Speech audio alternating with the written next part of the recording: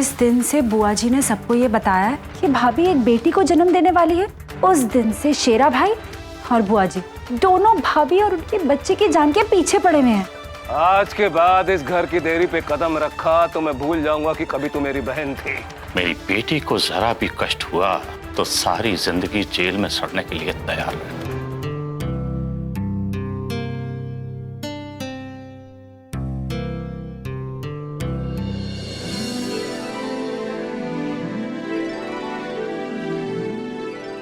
साक्षी,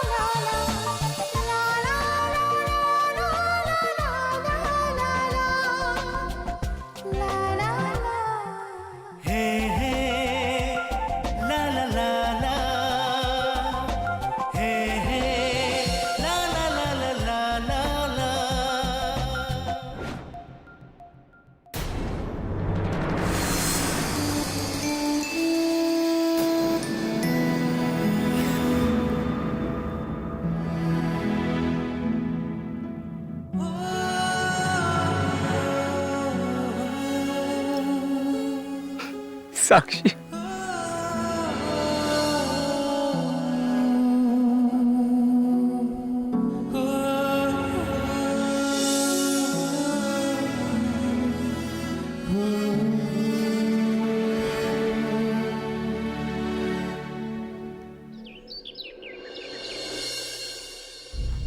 हम तो यही हैं सोहेल, पर आप हमें छोड़कर क्यों चले गए? साथ जीने बढ़ने की कसमें खाई थी हमने। आप हमसे हमेशा कहते थे कि आयशा, जिंदगी के किसी मोड़ पर हमसे बेवफाई ना करना। फिर हमसे बेवफाई करने का हक आपको किसने दे दिया? बोलिए, क्यों उस रोज हमें अपने साथ ले जाने से रोका था? क्यों नहीं ले गए आप हमें अपने साथ? अगर हम इस कायनात में साथ थे तो उस जन्नत में भी साथ होते। क्यों आप हमें तन्हा छोड़कर चले गए? बोले ना, क्यों? क्यों आपने ऐसा किया हमारे साथ? बस इतनी ही मोहब्बत थी हमसे। आप तो कहते थे कभी तुम्हारा साथ नहीं छोड़ेंगे, कभी तुम्हें तन्हा नहीं छोड़ेंगे। अपना वादा तोड़कर हमें अकेले छोड़कर जाने से पहले आपने एक बार भी नहीं सोचा कि आपकी इस आयशा का क्या होगा? आपकी इस आयशा की जिंदगी की हर खुशी अपने सोहेल से नसीब थी। अगर सोहेल आयशा की जिंदगी में नहीं है तो आयशा की जिंदगी के कोई मायने नहीं है। मेरी जिंदगी के हर वक्त को कोरा करने का हक नहीं था आपको सोहेल, नहीं था। लौट आओ ना सोहेल, लौट आओ। मेरी गुजारिश है आपसे, अल्लाह से कहो ना कि आपकी याद में आपकी बेगम तन्हा है। हर लम्हा खून के आंसू पीती है। आप आपको हमारे चेहरे पर मुस्कुराहट अच्छी लगती थी ना, तो अपनी आयशा के चेहरे पर मुस्कुराहट लौटाने के लिए लौट आइए सोहेल। कहिए अपने अल्लाह से, कहिए खुदा से कि हम बहुत तन्हा हैं आपके बिना। किसने कहा आप तन्हा हैं?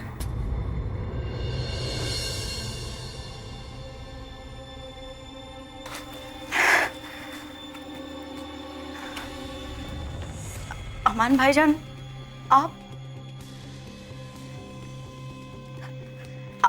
कब आए? जब आप अल्लाह से सोहेल भाईजान की लौट आने की दुआ कर रहे थे तब आया। माफी चाहते भाभी, मैंने आपकी बात सुन ली, मगर भाभी जो होना था सो हो गया। पर ये सब हमारे साथ ही क्यों अमान भाईजान? क्या बिगाड़ा था उन्होंने किसी का? सिर्फ खुशहाल जिंदगी के सपने ही तो देखे थे, और अल्लाह ने हमारी जिंदगी के सारे रंग छीन लिए हमसे। क्यों? अल्लाह की यही रजा थी, और उसकी मर्जी पर किसका जोर चलता है? उनकी मर्जी? तो उनकी मर्जी में हमारी मौत शामिल क्यों नहीं थी अमन भाईजान? हमने तो अपनी जिंदगी की हर सांस अपने सोहेल के नाम कर दी थी, तो फिर उन्होंने हमसे हमारे सोहेल को क्यों छीन लिया और हमें क्यों नहीं बुलाया? पता नहीं भाभी, लेकिन आप अपने आप को अकेला ना समझिए। हम सब हैं ना आपके साथ। सोहेल भाईजान के जाने का गम हम सबको है, पर हम सब एक दूसरे की हिम्मत बन सकते हैं। अम्मी, अब्बू, आप, मैं भाईजान की खुशबू ढूंढते हैं। अगर आप इस तरह हिम्मत हार जाएंगी तो अम्मी अब्बू की रही सही आस भी चले जाएगी। खुद को संभालिए भाभी, प्लीज। कैसे संभालो अमान? कैसे संभालूं आप बताइए? आपके पास कोई रास्ता है तो आप बताइए। काश मेरे हाथ में होता भाभी, लेकिन हम लोग भी तो खुद को संभाल ही रहे हैं ना। वही इल्तिजा मैं आपसे करता हूं, किसी और के लिए ना सही, मेरे भाई सोहेल भाईजान के लिए सही। खुद को संभालिए।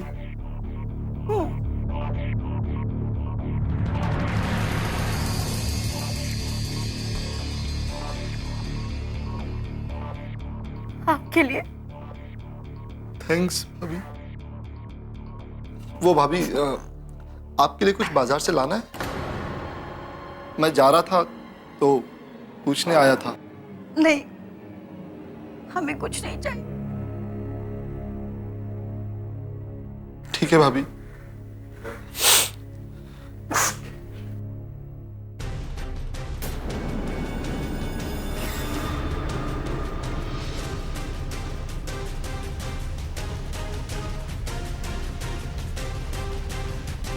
I just hope कि अभी सामान को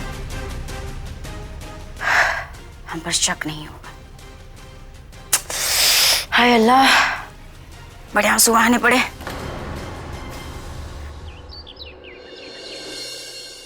बेबे, शक तो मुझे उसकी हरकतों पर बहुत पहले से ही था, पर इतना नीचे गिर जाएगा ये नहीं सोचा था मैंने। तो तू कहती थी ना कि भाई शेरा हमारा अपना खून है, हमें उसका साथ देना चाहिए। देख लो हमारा अपना खून क्या गुल खिला रहा है। हमारा खून अपने ही खून का खून करने चला है। जी तो करता है ऐसे सफेद खून को बहा दूं नाली में, उतार दूं गोली उसके सीने में और मिटा दूं अपने परिवार के कलंक का दाग। पर अगर मैं ऐसा नहीं करता तो उसकी वजह है आप सब और निमृत बेटी। तू फिक्र न कर पुत्र, मैं समझाऊंगी उसे, जरूर समझाऊंगी। नहीं बेबे, वो नालायक समझाने की हद से कहीं बाहर निकल चुका है।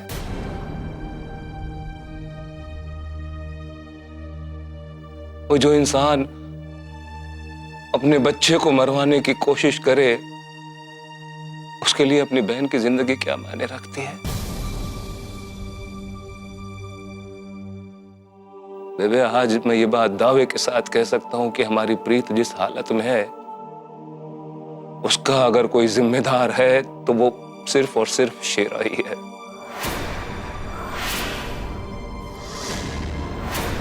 वो इसी नालायक ने अपनी बहन पर गोली चलवाई है।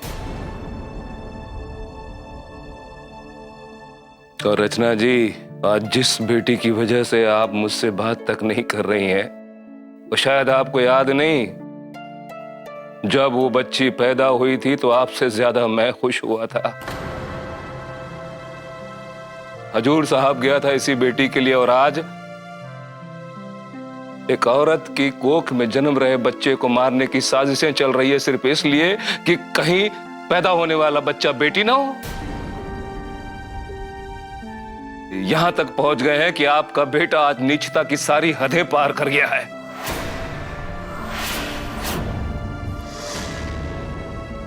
एक बात कान खोल के सुन लो, आज के बाद मेरे बेटे से मेरा कोई रिश्ता नहीं, कोई नाता नहीं।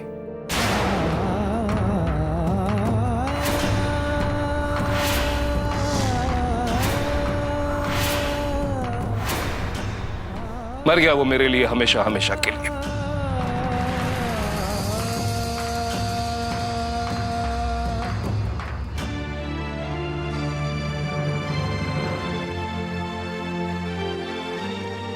तू बात करके देखना जोगी से।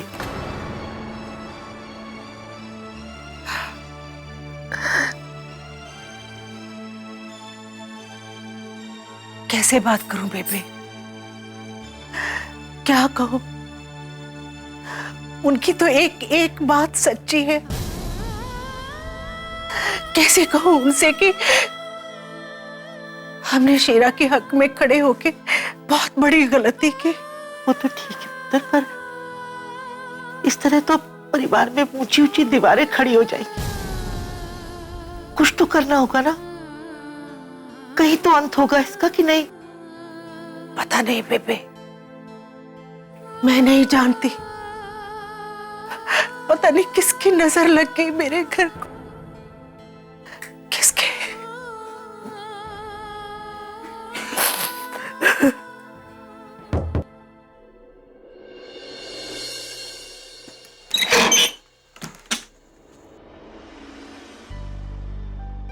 अरे बाबूजी आप? हाँ पुत्र, कहिए ना। अब चल, मैं बाद में। बाबूजी परेशान लग रहे हैं आप, अंदर आइए ना।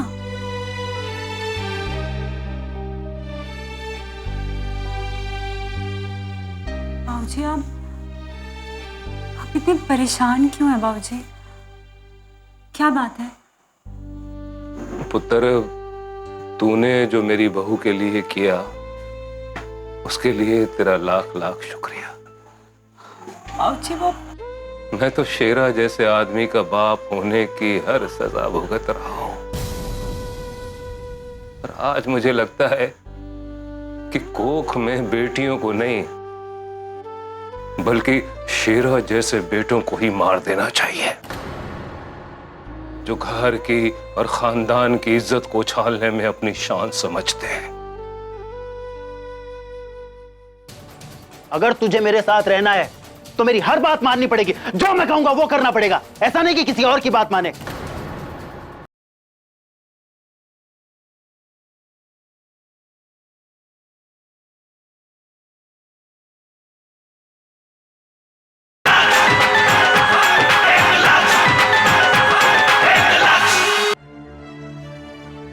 कोई वंश नहीं चलता ऐसे नालायक बेटों से, कालिख मली जाती है ऐसे नालायक बेटों से वंश के नाम पर।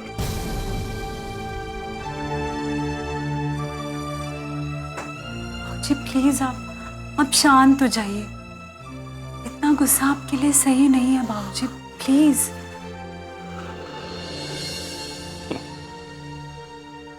पुत्र, मैं तो इस घर में सबके लिए अजनबी हो गया हूँ।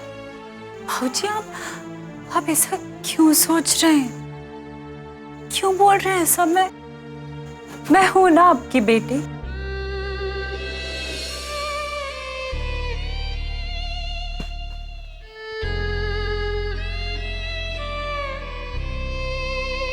अरे पुत्र, तुम बेटियों ने ये साबित कर दिया है कि तुम्हारा मुकाम शेरा जैसे बेटों से कहीं ऊंचा है।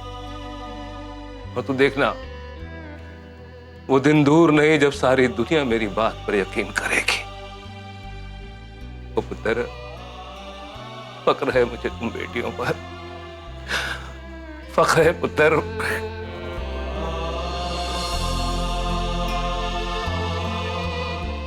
पूरे घर वालों ने मुझे अलग कर दिया क्योंकि वो समझते हैं कि मैं गलत हूं, और आज मैं तुझे अलग कर रहा हूं क्योंकि मेरी नजरों में तू गलत है।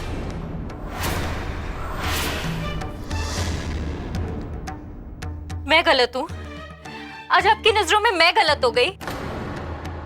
मेरी गलती क्या है? मैंने क्या किया है, आप मुझे बताओ तो सही। मैं यहां कोई सफाई देने नहीं आया हूं जो तुझे बताऊं।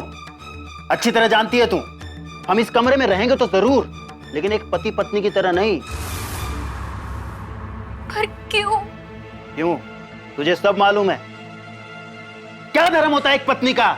यह कि वो अपने पति की बात माने, उसकी इज्जत करे, हैं? और तूने सारे घर वालों के सामने मेरी इज्जत उतार दी है। आपको दूसरों की गलतियां नजर आती हैं, कब अपनी गलती महसूस होती? हाँ, गलती हुई है ना मुझसे, बहुत बड़ी गलती हुई है। सबसे बड़ी गलती तो ये हो गई, इस घर में पैदा हो गया मैं, सबसे बड़ी गलती है ये। लेकिन अब दूसरी गलती नहीं करूंगा मैं। अगर तुझे मेरे साथ रहना है तो मेरी हर बात माननी पड़ेगी, जो मैं कहूंगा वो करना पड़ेगा। ऐसा नहीं कि किसी और की बात माने। पर क्या?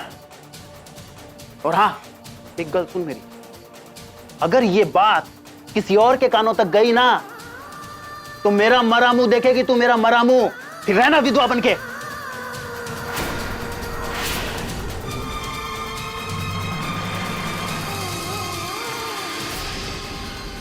मैं तेरी बात पर भरोसा कर रही हूं। अगर कोई और बात है ना तो अभी भी बता दे, मैं जैसी भी हूं, लेकिन झूठे बंदे का साथ ना मैं कभी नहीं देती।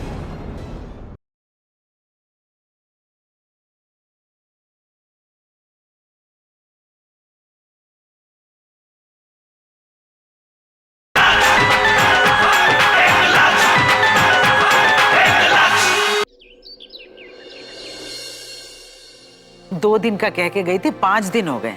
पता नहीं अपने पेके में कर क्या रही है ये नीत। फोन करती हूँ उसको।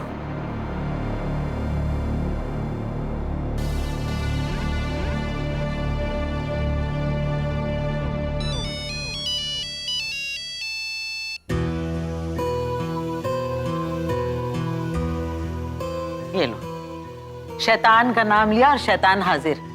वो कहाँ थी तू?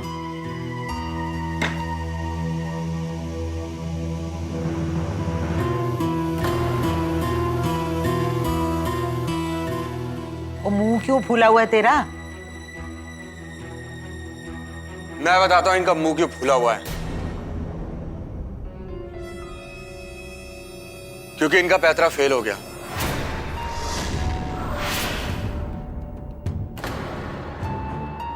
और इनके मायके के दरवाजे इनके लिए हमेशा के लिए बंद हो चुके हैं।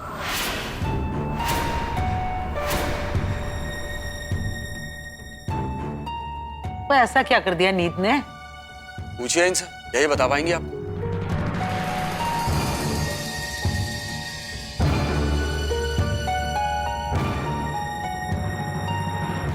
नीत, क्या हुआ वहां पर?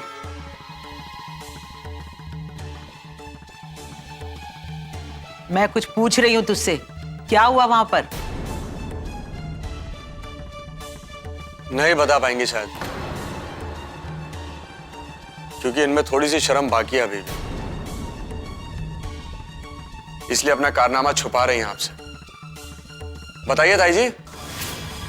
अब तू कुछ बोलेगा भी या बात को जलेबी की तरह घुमाता रहेगा? इन्हीं से पूछिए आप।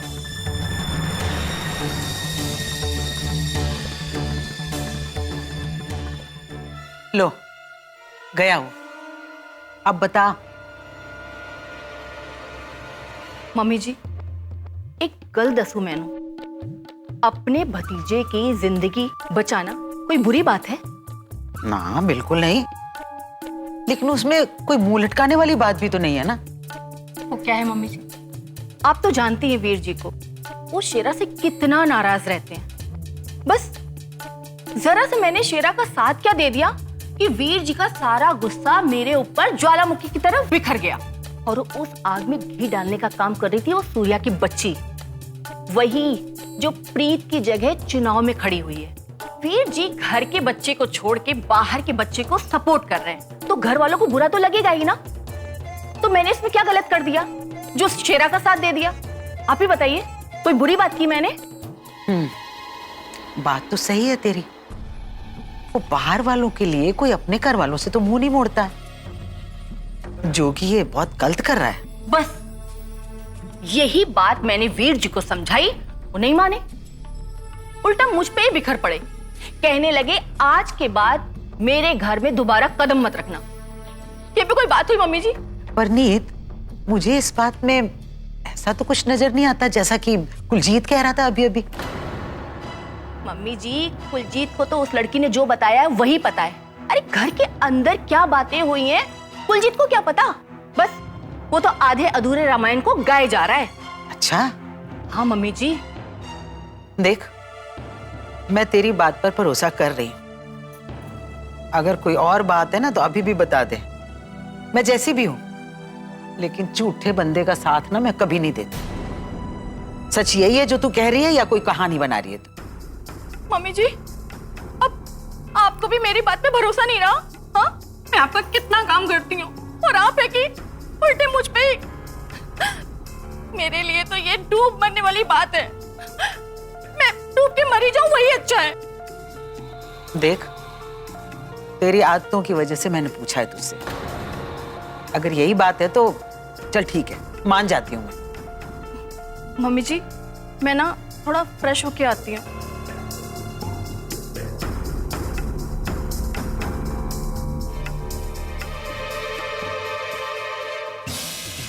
अगर यही बात होती नीत, तो कुलजीत इतनी नफरत से तुझसे बात नहीं करता। मैं तुझे भी जानती हूँ और कुलजीत को भी। मेरा कुलजीत सच और सही बात का साथ देता है। अगर तू सही होती तो वो आज तेरे मुंह पर तेरी बुराई ना करता। बात कुछ और है और वो मैं पता लगा कर रहूंगी।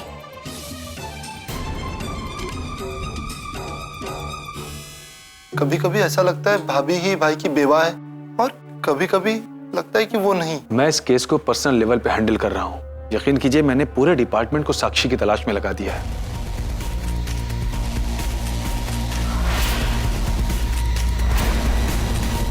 अब ये पता लगाना होगा कि ये जो जगना है ये जोगी वाला है या फिर कुछ और। नहीं नहीं, ये नहीं हो सकता। नहीं! हे अल्लाह, प्लीज कोई बताएगा क्या लिखा उस लेटर में?